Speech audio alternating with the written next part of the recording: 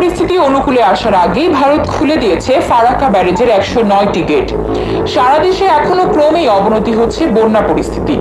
ভারত থেকে আসা পানিতে আগে থেকেই নাকাল দেশ। এরই মাঝে ভারতের বিহার ও ঝাড়খণ্ড বন্যার জেরে ফারাক্কা ব্যারেজের 109টি গেট খুলে দিয়েছে ভারত। আজ সোমবার গেট খুলে দেওয়া হয়। এতে একদিনে 11 লাখ কিউসেক পানি।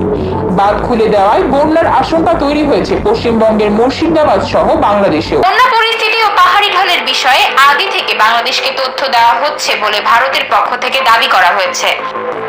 সোমবার ব্যারেজ কর্তৃপক্ষ জানায়, প্রতিবেশী দুই রাজ্যে বন্যার জেরে পানির চাপ বেড়েছে।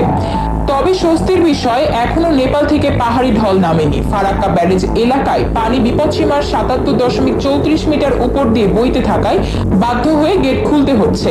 সেক্ষেত্রে ফিডার ক্যানেলেও পানির পরিমাণ বাড়ানো হয়েছে। ফারাক্কা ব্যারেজে জেনারেল ম্যানেজার আর দেশপান্ডে বলেন, প্রতি মুহূর্তে নজর রাখা হচ্ছে। খুব কম সময়ের মধ্যে যেভাবে পানির চাপ তৈরি হয়েছে তাতে 109 গেটের সবকটি খুলে না দিলে ব্যারেজের উপর বড় চাপ তৈরি হচ্ছিল, বড় ক্ষতি হয়ে যেতে পারত। আপাতত ফিডার ক্যানেলে 40,000 কিউসেক ও ডাউন স্ট্রিমে 11 লাখ কিউসেক পানি ছাড়া হয়েছে।